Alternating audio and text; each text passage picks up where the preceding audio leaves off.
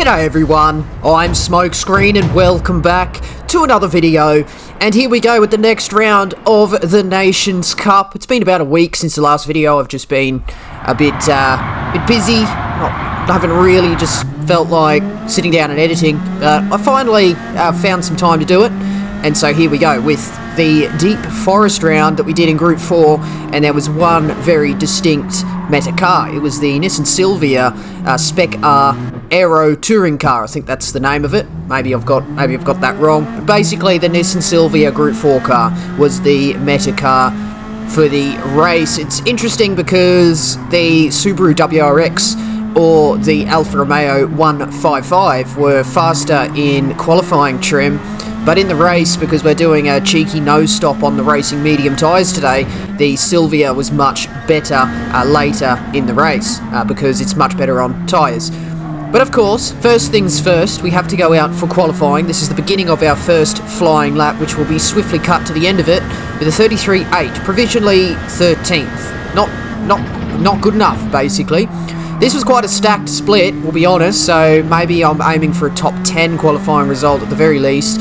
So we've just got to focus on putting the best possible lap that we can in, and that's not going to be helped by the mistake we make on the exit of this corner. Just not turning in early enough, running too wide and hitting the barrier on the exit. You can run right up to that barrier, but don't hit it. And that lap, obviously no improvement, a 34.2. The following flying lap, here we get a much better apex at turn 10 that time. Don't hit that wall on the exit. You can run beyond the curb though.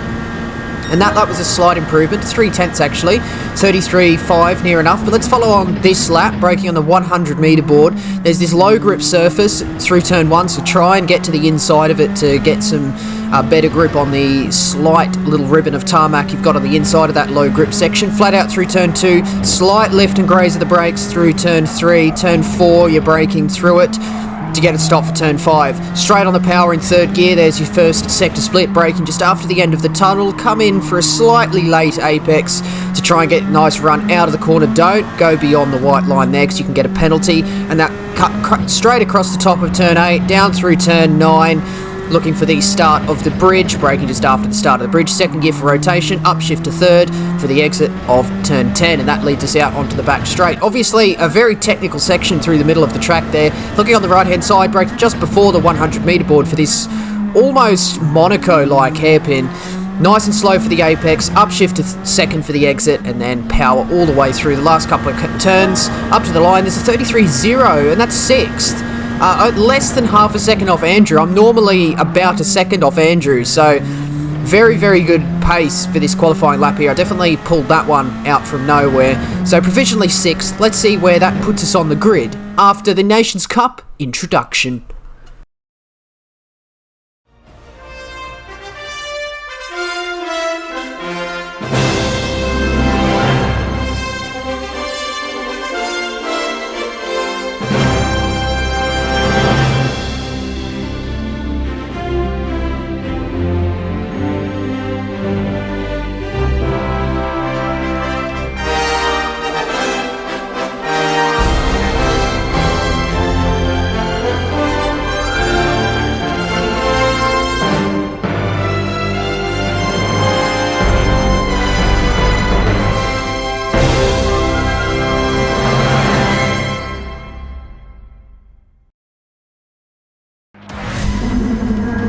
Lovely as always, we meet ourselves on the grid. We're parked in the forests of Switzerland today. So Deep Forest is a fictional track. It's an original Gran Turismo circuit, and it's actually a returning circuit from one of the older games as well, but it's been significantly refurbished for 2022 here. But it's based in Switzerland, which is interesting. I don't think there's many tracks in Switzerland, so it's good to see that the old Swiss are getting some love here. We qualified in 7th. Not bad, actually. Atom managed to qualify ahead of us, so Atom actually was very, very quick around here, so that I wasn't too upset about that. I probably would have preferred him to be ahead anyway, because the last thing I want to do is hold him up, because he's trying his absolute best this season to actually try and qualify for the Monaco World Tour. Oh, I get myself a penalty at the start of this race. You're absolutely kidding. Oh. Penalty, brothers. I cannot begin to fathom just how quickly this race has begun to go downhill. Penalties, not good, and they were silly, stupid penalties through the opening sector. Your goal in the opening sector is to try and keep the car on the road, so you're not even driving at 100%. We're both going to have to serve these penalties. Captain Muffin gets me, who I actually expected to out-qualify me because he had the Alfa Romeo, which should have been a bit quicker, but he obviously didn't quite piece the lap together. Oh, contact from behind as well as Geesh pushes through the apex there. He backs out though, and I don't end up getting caught in that battle just yet, but Emery got past as well. I can't fight with these lot. And I knew off the back of that penalty, it was paramount that I did not get caught in that massive battle behind. I believe that's Atom down the inside behind me as well, so that's Atom into 9th. He serves a whole 1.5 second penalty as opposed to my half-second penalty, and he's only a 10th behind me now. It's quite awkward heading through here because we're both sort of just trying to recover from that penalty. We've lost time off the start. We're 8 seconds off the lead, but Atom really wanted to be fighting up with like Psydog, Metal Gear, trying to get as close to the top of this field as possible, and it's really not gone too well for him, and the same can be said for me. As we head down through here, I'm still just trying to recover from being rattled at the start of the race. I run wide, and then heading into turn 10 here, I receive a tap from behind, and the car just swings around to the right, and that's me facing into the barrier, facing the wrong direction. At the start of the race, when everyone's bunched up, I'm straight down to the back of the field. Looks like we're going again. Man.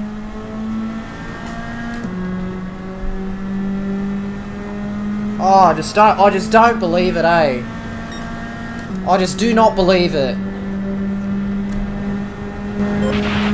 Very, very frustrating. How come it has to be me? It's just had to be me. The only person to get punted off to the back of the field was me.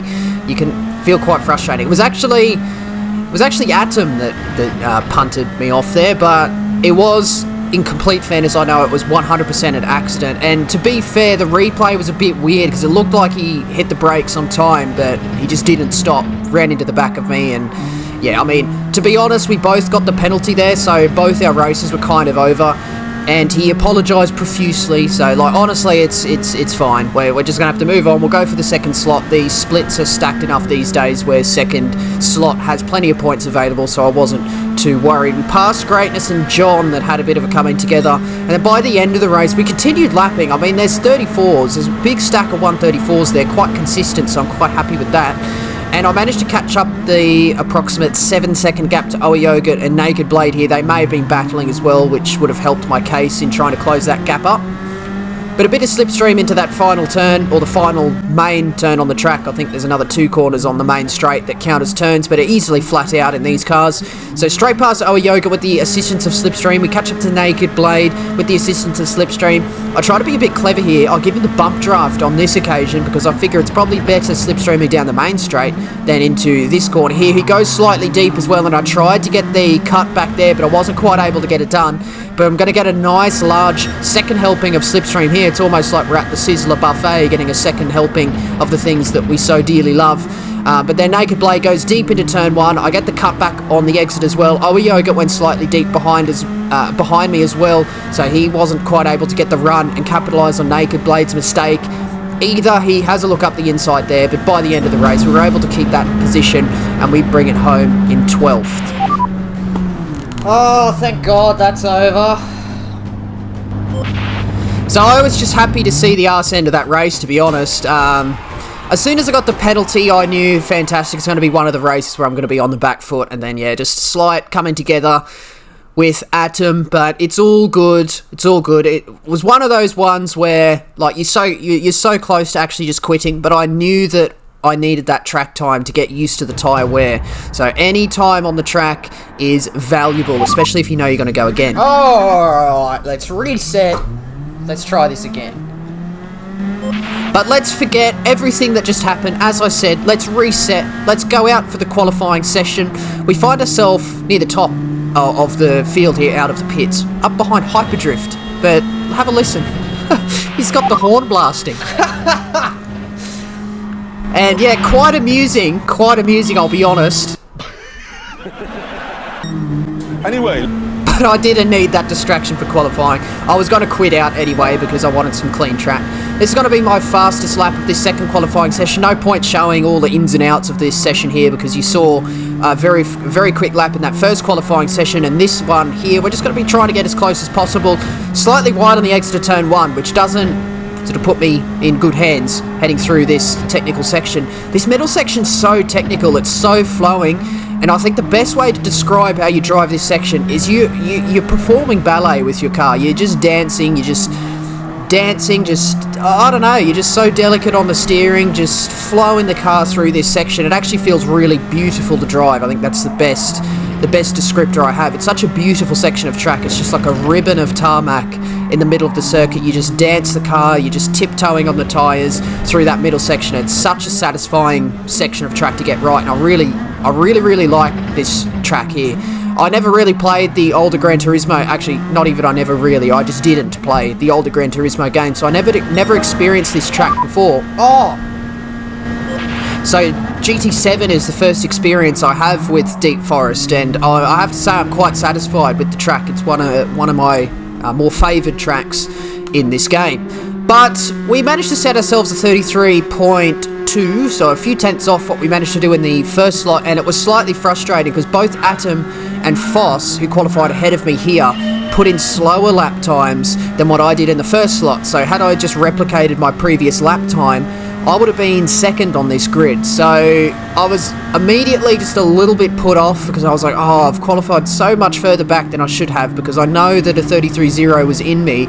And even though I was talking about how I felt about the track, I hope you're paying attention to my lap before, because it wasn't perfect. It wasn't quite as clinical as my first lap was in the previous qualifying session. I got on the power a bit late out of this corner. I got on the power a bit late out of the final hairpin as well. A couple of crucial corners to try and get the run through here. There's the horn blasting. That's probably got to be hyperdrift down the order a little bit, blasting that horn, or maybe someone else isn't very happy with a transgression made by an opponent. But look, we have to put the qualifying behind us. We just have to be grateful we've qualified here in 4th. Foss qualified up in 2nd. Normally I'm a little bit faster than Foss, so maybe we can expect to catch him up at some point in the race. But as it stands now, with John Teeter a second behind and Atom just over a second ahead. This is the status. A couple of laps later, the gap to Atom's opened up to 2.1. Foss is a little bit closer to Atom than he is to the lead, so perhaps Foss just feeling that pressure from Atom a little bit. But the main other person feeling pressure from behind at the moment is actually me, with John Teeter, who's managed to catch that gap up. Stopped so well then. What the hell? And the car stopped too well at the hairpin. I broke too early, or braked too early, and John catches that gap right up underneath my rear wing, a tenth behind me now. Well within distance to go for a move at the upcoming turn 1, which is... Oh, he decides to go for the bump draft, though. Legend. Okay. And the relief I felt from that bump draft was... It's almost cathartic, because you just sit there and you think, okay, I've got no pressure from behind now. Even though he's right under my rear wing, he's keen to work together. He can see that there are positions up for grabs just a couple of seconds up the road, so he knows at this stage in the race that it's much more beneficial to actually work together and try and catch these cars ahead. So I'm going to be doing my best to keep this car under control through this middle section, and in fact I've opened that gap up to John to half a second. So as it stands right now, if you're analysing this situation, one could say that we're probably in the correct configuration, because it appears I'm slightly faster through all the corners, but then with the assistance of Slipstream, John will be able to catch up to the back of me and bump me down the straight, where he's obviously going to be faster thanks to the Slipstream, and overall that should help us lap slightly quicker than the guys ahead. It wasn't quite going exactly to plan though, because we weren't really able to catch, and then we had this moment behind where this really changed the complexion of the race. And have a look at Tez, who's gone up the inside of John heading through turn 5 there, and that gap is just opening up behind. It's 1.2 all of a sudden, with all the changes of position happening for 5th and the battling that's going on behind, of course. That gap's opened up, 1.5. That's released quite a bit of pressure from behind me. Not that I felt as though I was under pressure, because I knew John was keen to work with me. But it's just a complete change of scenario, because I knew at some point the dynamic of working together with the car behind can change quite quickly. As you get further and deeper into the race, that car that's working with you behind you can all of a sudden turn on you and just go for a move because he feels he's getting held up. Yes, keep battling. There. Oh, Tez, mate, you've done me wonders there. But I'm no longer at risk of that, or for the time being, I'm no longer at risk for that, because that gap is 1.7. I know John is now going to be much more hell-bent on trying to re-overtake Tez. So those positions behind or that battling behind should help me keep this 4th position in the long run. As we head deeper into this race, we're at kind of about the halfway stage of this race at the moment, and have a look at the tyres. They're doing quite well for themselves. The race remained a fairly similar complexion for another several laps there. You can see a big stack of low 34s there, 34.0 on lap 7 as well, which is a satisfactory race time. The gap to Foss, actually, who's fallen behind Atom, is 5 seconds.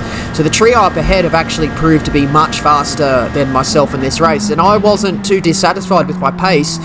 They were simply just faster, and there's not too much I can do about that. So now I know at the moment, with the gap to Tez behind has just closed down to under a second, I know that I think my race here is now for 4th rather than a podium paying position. Unless Foss drastically falls off the pace as the race goes on, it's definitely just going to be a battle for 4th. And as we lapped, I've begun to notice, or as you normally do, you begin to notice some of the differences between yourself and the nearest opponent on track. And one thing I found is that Tez was much better through turn 1. I could not suss out turn 1. I get really thrown off by the low grip surface on the inside of turn 1, and I cannot work out how to get the car pointed towards the exit without losing too much apex speed. And Tez was able to suss it out, and look at that, he's now right under my rear wing as I take the later apex here.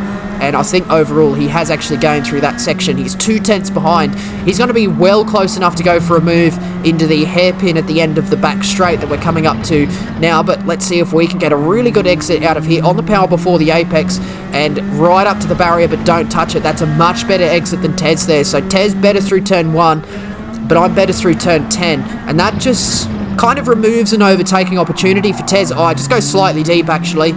Disconnect the rear tyres to try and get some rotation, but it just means I get not the best run through that corner. Tez less than 3/10 behind. That should be close enough for him to get a slipstreaming manoeuvre down into turn 1. But I don't really want to battle too much, because look at that, as we have a look behind, just there, John is right behind Tez. So I know if Tez and I battle too much, John could have 2 for 1. And could drive away as well. So I don't actually defend this one for the time being. Tez sends it up the inside. Let's see if he gets it stopped. Look at that, he gets it stopped so beautifully and just gets the power down on the exit. Maybe he was a bit narrow on the entry, which compromised his exit on that particular occasion. But he was just able to get it stopped dead on the apex and get it turned, which I struggle to do with the sort of the extra slip you get on that low grip surface. But that's Tez up to 4th, and with only a few laps to go, knowing that I've remained in 4th for 14 laps up until this point, I knew that I could do it. I knew that I just needed to do the exact same thing that I had been doing for another 3 or 4 laps to be able to get back this 4th position.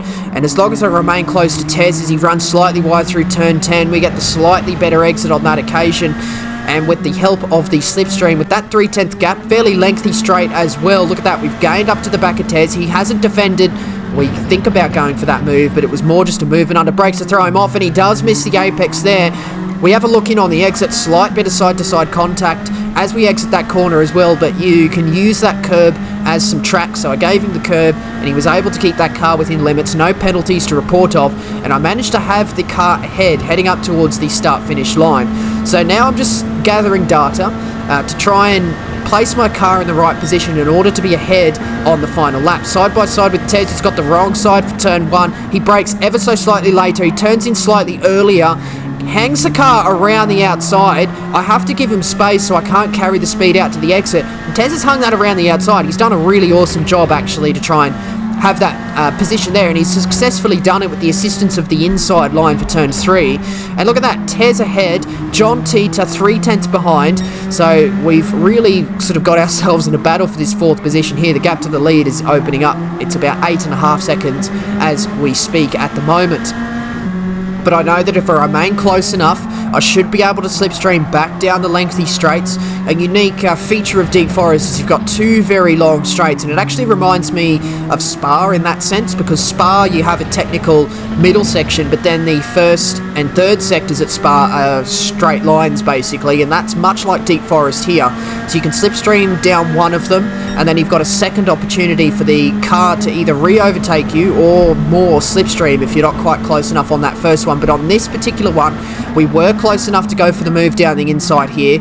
And this is really, once again, I'm testing. Can I go for the move at this hairpin on the final lap and keep the car ahead, or keep Tez behind, heading up this straight towards the finish line? Because that's the point at which you actually have to be ahead of the ahead of your opponent, if I can get that word out of my mouth. If I can go for the move at the final turn, it does appear that I can keep the position up towards the line. So that's what I've got to do on lap 18. But Tez is going to send it up the inside here. And John sends it up the inside as well. Slight bit of side-to-side contact between us. John not quite alongside at the point we hit the brakes. That's not my fault. And I quite authoritatively come to the conclusion that that one was not my fault. John did send it from very far back. Fair play for having a go, but yeah, it didn't quite work on that occasion, and that gap to John has opened up to 7/10, and the gap to Tez has opened up to half a second, but the battle still remains. It's not out of the question now, and probably it's not too bad that we're this far back. Tez runs are very wide actually, and that may compromise this left-hander out onto the straight for him, and I think it does as we get on the power really, really well actually. We get a really good exit out of that corner. Every time that time gap updates, it updated by 1/10 at one particular stage. Tez defends to the inside here, so let's see what we can do up into the hairpin. One thing you can do with this hairpin, because it's so slow, you've almost got alternative lines you can take. So I'm going to look to maybe just brake a little bit deep into the beginning of the corner and then turn back down. Look at that. Tez sort of gets the opposite. He takes the entry speed in. It doesn't quite get the exit speed. But I wasn't able to get that move done on this occasion. And this was really telling for me, because if I am behind Tez coming out of that final turn, it doesn't look like there is enough slipstream in these Group 4 cars in order to actually overtake him up towards this start-finish line, which is hanging out about halfway across the top of the circuit. Tez defense down the inside, not too bad at this occasion, because I know that if Tez is ahead onto the back straight, I can slipstream him into the final hairpin and then remain ahead for the finish line, which is going to be the end of the race at the end of this lap. Therefore it is the final lap, so you have to make sure we stay really close to Tez through this section here, get the car stopped and turned. He's opened up that gap ever so slightly. Let's see if we can take an alternative line through this right-hander here, get a slightly later apex. I actually grazed the grass there, which doesn't help my case, and that gap just opens up. It's 4/10 currently. I really like it to be 3/10 or less by the time we exit this left-hander after the bridge here. I know Tez wasn't quite as good through this corner as I was, so I get on the power as early as I possibly can. Out on the exit here we get a slightly... Man, I've lost out a bit. I get a slightly better exit than Tez, but I'm not close enough. I'm simply not close enough to actually slipstream up to the back of him and go for a move into this final turn. So I've lost my last big opportunity at trying to keep this 4th position. I know all I've got to do now is try and get the cut back on him and try and drag past him on the main straight, but I just commit to the power too early. Car understeers out to the outside of the circuit, and now I'm worried about actually getting myself a penalty for exceeding those track limits. That position for 4th is gone. Tez has done an awesome job to come from further deeper in the field, overtake John and overtake myself in order to finish 4th, and I managed to just scrape without a penalty there, and therefore keep this 5th position from John, which I so could have easily lost had I got that half-second penalty. Oh, good race, Tez. Bloody hell. Oh, dear. A little bit disappointing, but well done, Tez.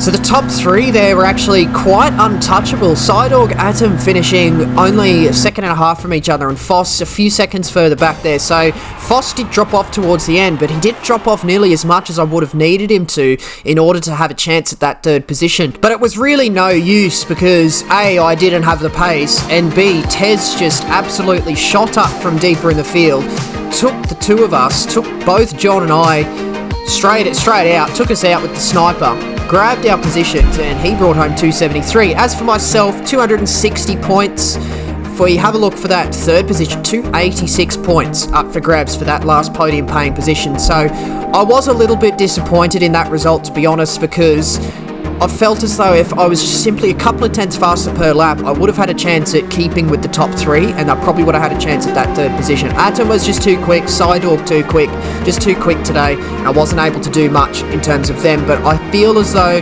had I just simply not been as slow as I was, third was on the table. Congratulations to Tez as well, really awesome battle for him, but for this round we ended up taking that 260 points. I never like dropping back from my qualifying position, so perhaps that's why I'm slightly disappointed with that, but normally 260 is a perfectly satisfactory point score for someone like me. But yeah, I think there was more on the table, which is why I'm left slightly disappointed. But overall, really good round, really satisfying car to drive, and really awesome track. We move on to the next round. It's going to be at Spa in the Super Formula. They fixed the overtake glitch, so let's see what we can do there in those high downforce machinery. But that's going to be the end of this video today, so do hit the like button if you enjoyed, and do subscribe if you'd like to see more videos and streams from me. Do leave a comment as well, as questions, comments, and constructive criticism, as always, very much appreciated. But that's going to be the end of this one today, and that means that is it from me. So once again, I do thank you very much for watching. See you later.